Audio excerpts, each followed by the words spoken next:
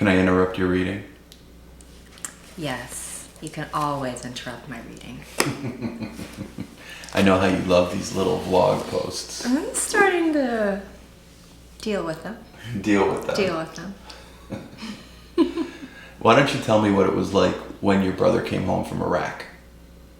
Oh, I mean, initially it was euphoric. I mean, all of us, my brother included, were on a high. It lasted for a couple of weeks. Yeah, it was great to see him. Yeah. He looked just like he did when he left. He did. He looked exactly the same. But after a couple of weeks, you could tell something wasn't right.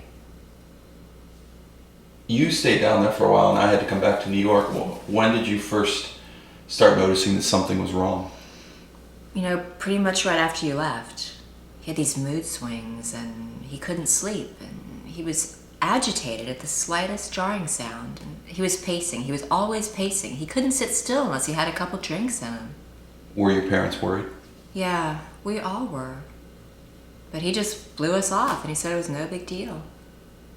How long did this go on until you knew that something was wrong? Well, some people in the military that I'm friendly with told me about PTSD and what to look out for, so we were aware of it from day one. But even then, he wouldn't let us broach the subject of his getting help. How long did it take until he did want help? You know, it took about 8 months, and I had done a lot of research, and so by that time I knew the best facility to treat him. What is the treatment for PTSD? Well, most of the time it's drugs, of course, but the most effective treatment, and the one that really helped him get back to himself, were a series of psychological sessions where they recreate a war-like setting, complete with sensory sensations. And they do it to make the veteran feel like they're back in the situation and they have to confront it head on. How long does this treatment take? It's individual specific. I mean, we're dealing with the brain here, so it's hard to diagnose. It's hard to get a veteran to recognize they have a problem. And it is hard to treat. You tell me that you get the most emails from readers of your blog when you post about PTSD. Yeah, I do. And it just goes to show you how many people this is affecting.